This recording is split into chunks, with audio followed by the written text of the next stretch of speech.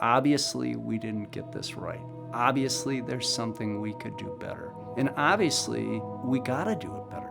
I remember getting together with my colleagues and just feeling just like that collective grief and kind of horror at it and not really knowing what to do. We aren't perfect, and we've made mistakes. We want to learn from those mistakes, and especially if those mistakes have resulted in erosion of vital trust, then we absolutely apologize for that. This was a story that was really hitting at the heart of our integrity. What I was trying to do was do my best for the organization, be honest, try to explain things where I thought they could be explained, and also acknowledge that there was the trust by the public had been shaken or broken, and that we were going to need to try to do better on that.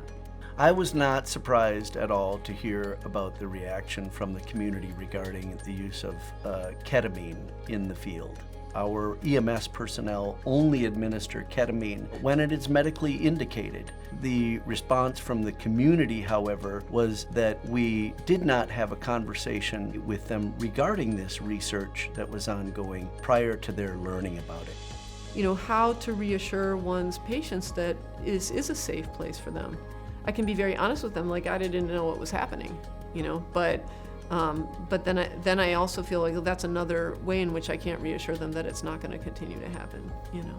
And so it's on us to prove and share and do it, as we know, in co-production with the community on why we'd be even studying these things and why we think this would help the community. Our mission statement starts with 5 very important words. We partner with our community. And the message that we heard and felt was that we didn't partner with our community with regard to this research. One thing for sure is if something is ill-informed or bad decisions are made, it's sort of like a flat tire. If you don't get it fixed, you're not going anywhere. And that's the most important thing from this experience, this episode that we've heard about right here, that needs to be fixed. I think that group models of care where community is built in the care, an idea whose time has come and that has the potential for creating, you know, real relationships of trust and healing. The Community Advisory Board and the Public Research Advisory Board not only have unique functions, but they also have a really unique reporting relationship. They are truly independent and as such are not under the purview of the management team, but in fact report directly to the HHS Board of Directors. I am very optimistic about the future. I think we have looked back on what we have been through as an organization and with our community over the past year and a half and learned tremendously.